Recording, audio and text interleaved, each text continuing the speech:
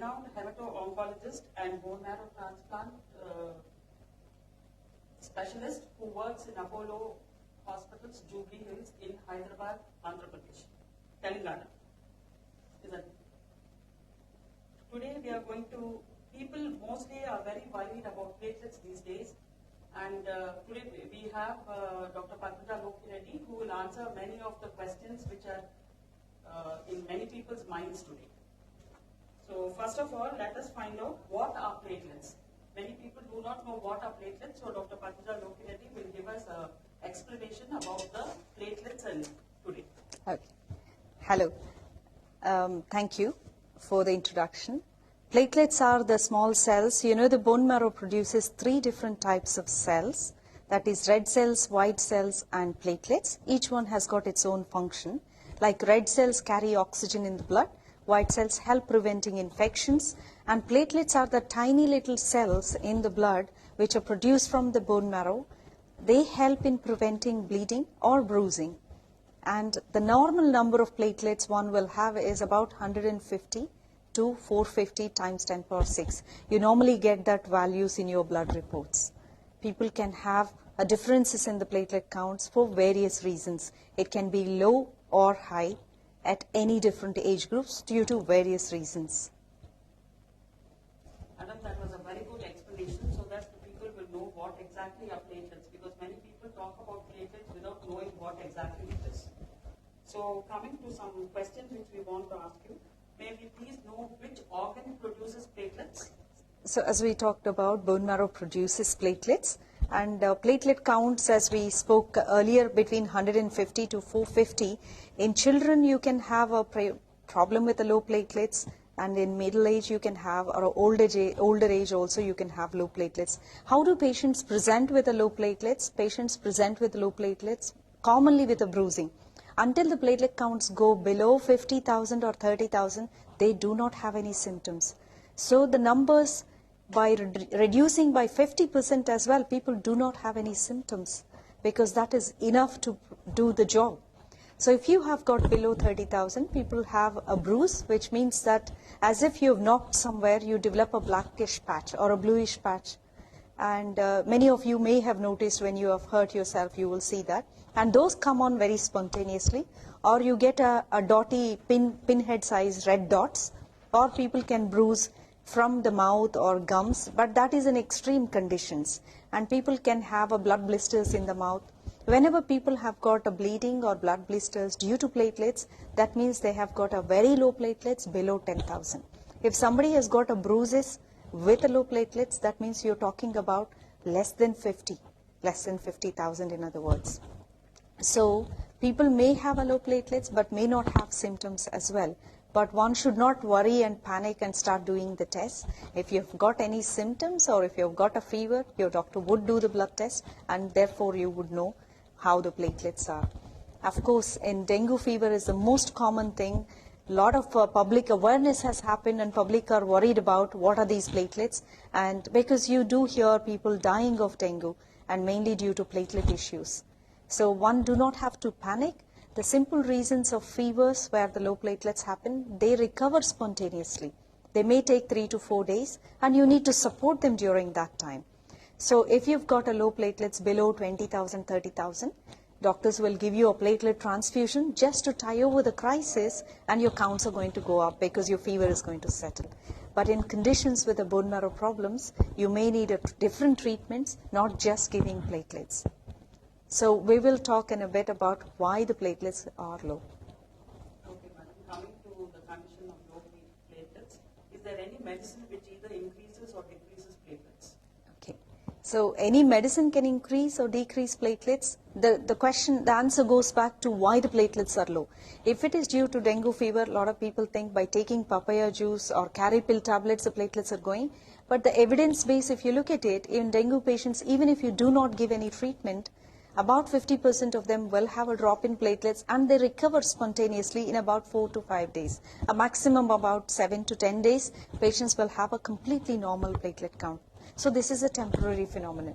But there are a lot of other conditions like a bone marrow conditions where you have a drop in platelets, simple things like leaving alone the fevers, dengue, malaria or viral fevers. The other things, some medications can cause. Suppose somebody for having a joint pains and they're taking some medicines, that can reduce the platelet count. And other things like there is a common condition after the fevers is called ITP. In ITP, people can have low platelets, and that is because the bone marrow is actually producing good numbers. They're being destroyed outside. That's called ITP. That's an immune phenomenon. In these patients have a low platelets, and they can live with the low platelets for a very long time. And we tend to treat them with steroid treatment or certain other agents only if they are symptomatic. And there are various conditions which one should worry. These are simple things what we spoke about, fevers, ITP, that is an immune problem, or a pregnancy-induced drop in platelets. A lot of patients have a drop in platelets in pregnancy, and it's becoming more and more common because we're doing more blood tests in pregnant ladies. If you've got a low platelets, about 60, 70,000, there are conditions called pregnancy-related drop, and they tend to settle down after delivery. And there is an immune condition, or there are other various serious conditions one should look for. Other very worst, sinister thing with the low platelets is a blood cancers. So when you have abnormalities, not just with the platelets, there are problems with the hemoglobin, there are problems with the white cell count. One would think about a major bone marrow problems like a blood cancer or bone marrow failure that will be dealt by a specialist hematologist. If we know the reason, we will be able to treat it accordingly. That was very, very explanatory, madam. One of the viewers has asked, what is the normal number for the platelets? But since you've already explained it in detail, well, I will go to the next question, which one of the viewers has expressed as to what food can increase or decrease platelets. Can food make a difference to the platelets? I would say yes, in a way that there are certain things you should not take when you have a low platelets, that is excessive garlic intake or certain tablets like aspirin. Many patients with heart diseases are on. What they do is they reduce the platelet function. Yes, you've got less number of platelets, and when you take these tablets or excessive garlic or turmeric, which are known to have a good protection on the heart, they reduce the platelet function, thereby increases the risk of bleeding. So one has to be careful about not taking non-steroidal, that is brufen, diclofenac, or excessive garlic, or turmeric, or ecosprin, or one should not take intramuscular injections. So that is injection into the muscle many people take. That should not be taken. What should we take to increase the platelets? We need to address what has caused it, and that is the treatment which is going to increase the platelets. Many a times, simple fevers, platelets will recover spontaneously. I know you're all looking at whether the papaya leaves will increase. I would say we don't know the answer, but there is no evidence to say that it would increase. There is no harm in taking in a normal patients with fevers, but in a leukemia patients where they have a low immune system, I would strongly recommend not to take these papaya leaves or fruit or outside, because they contain a lot of infections. A fungal infection is quite common on taking these leaves, or juices from the leaves. So please avoid such things in a cancer patients. Others, I would say there is no hard evidence to suggest that it would improve. That was very good, madam, because recently we've had a huge scare about platelets and dengue, and many people have resorted to taking papaya leaves and juice with the intention that it will increase and not going to the doctors. Since you have explained so beautifully, I think now the viewers will know what to do when they have low platelets. And that is the next question we have from the viewer, who says, what precautions can we take when we have low platelets? And also, can it occur in any age group?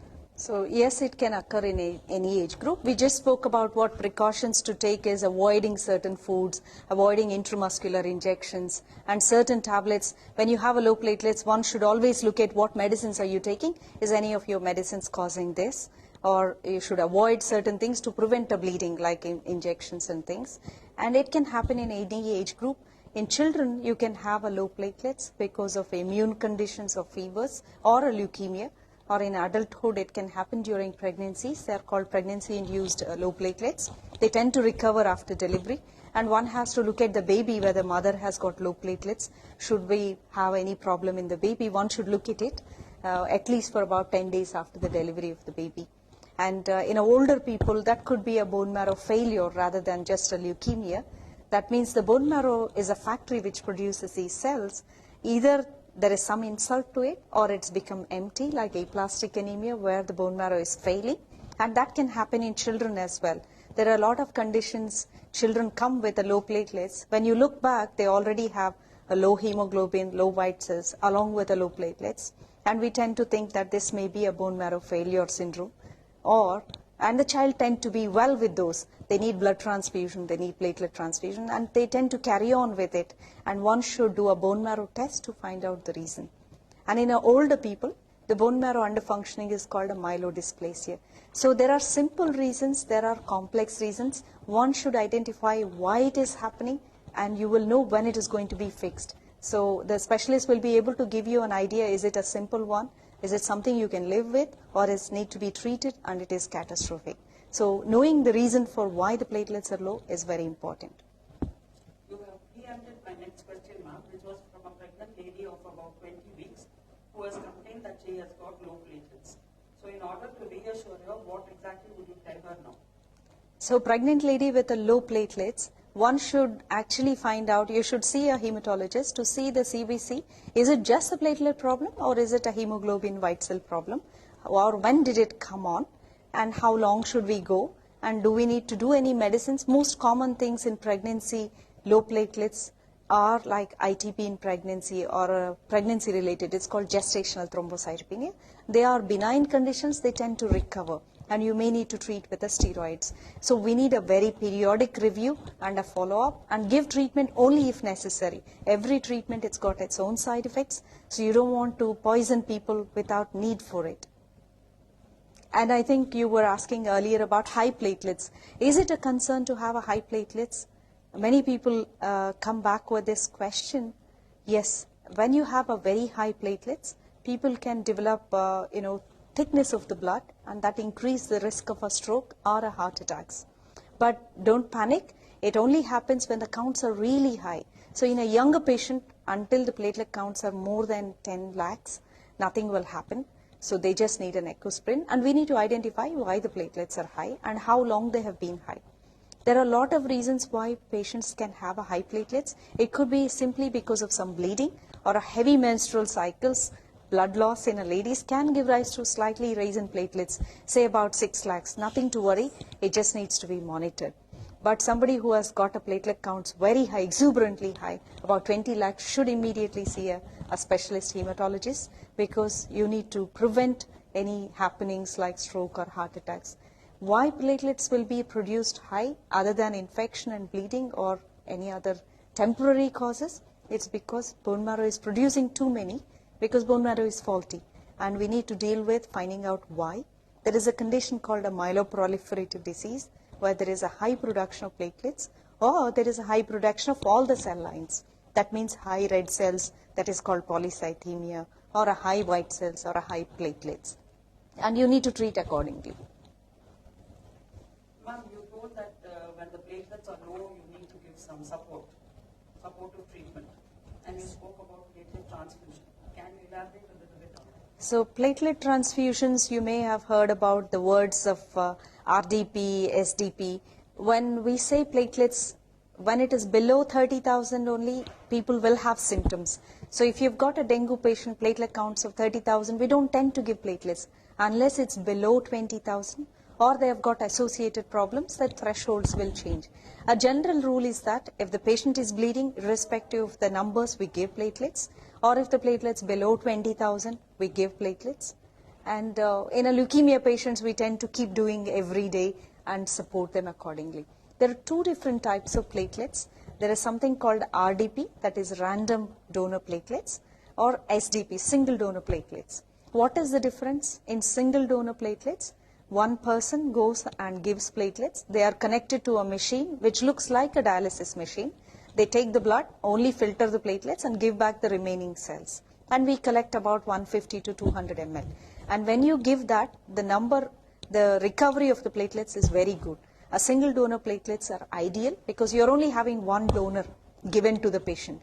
But if you give a random platelets, that means that you've collected a blood from 5 different donors, you've separated the red cells, you've separated the white cells, you've separated the platelets. If you keep the blood in a bag, it will separate out. Red cells will come down in a red color and the platelets will come as a yellow color on top. What in the blood bank we do is we separate them in a sterile way.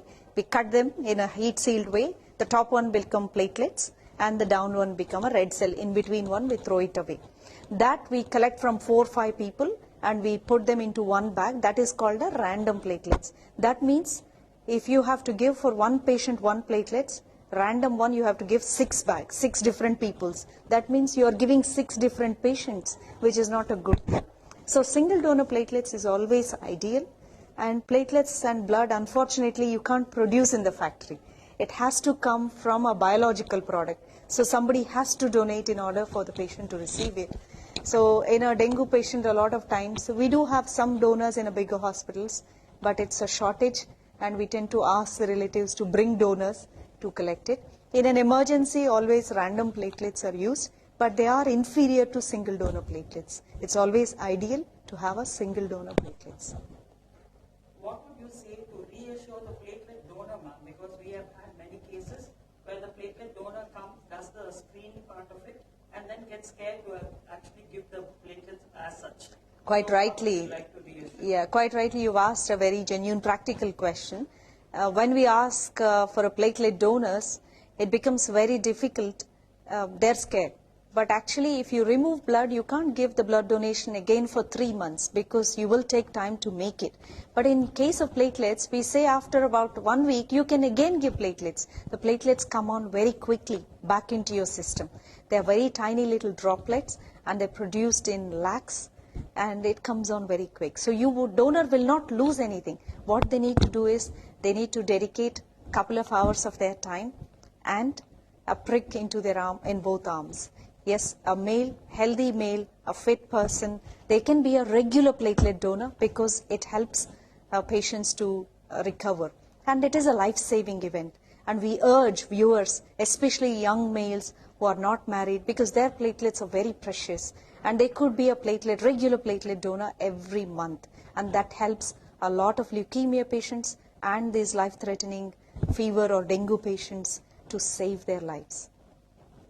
Since you have worked in the UK for many years, ma'am, once in some conversation I heard that you sort of give badges to the platelet donors. So That's what right. would you say? Is it a sort of incentive or an encouragement Yes. for the platelet donors? Actually we need a lot of awareness about platelet donations. People are scared about platelets. The moment they hear dengue, they remember platelets and they remember a mortality. But it's not the case. Platelet donation is simple. And I would urge donors to come forward. You can actually donate your platelets every month. In fact, even more frequent than that. In UK, there are people who come and say, this is our 50th anniversary. That means they've given 50 platelet donations and they are 30-year-old or a 27-year-old. They take pride in giving that. And there are some who have given more than 50 platelet donations. And NHS in National Health Service in UK, they give badges after they finish 25 donations or after they finish 50 donations. They have a silver jubilee, diamond jubilee. So I think we should look into making those incentives, not the financial incentive. It is encouraging people and people take pride in donating.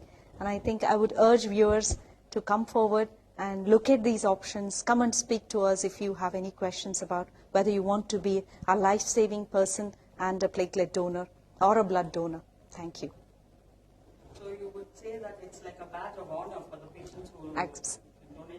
Absolutely. Would you say that platelet donation is as good as or better than giving blood? Or depending on the circumstances? So blood donations, we have a lot of blood donors. We are not always short of blood donations. But platelets we are always short of, because the platelets will only last for 3 to 5 days. The blood, you can keep it in the fridge for about 3 months. So we have enough stock. In platelets, you can't keep the stock. You have to keep the stock live. So you can only keep in a hospital, if your usage is about 10 platelets per day, you should keep about 10 to 15. If your hospital is using 2, you should maintain that stocks. So it's important that to remember the platelets will survive outside the body even for only 3 days to 5 days. So we need the donors to continuously come, and then we should use it. Otherwise it will go waste, and it is expensive to collect it. So we want to maintain that balance of usage and the collection. Thank you. Thank you so much, ma'am. You've done an excellent review on the platelets, and I think many people would have been educated on what platelets and how important platelets are in the community. Sure. And not to go to different medicines and food to increase the platelets. Instead, do a good monitoring and go to a hospital and go to a hematologist. Thank you. Thank you so much.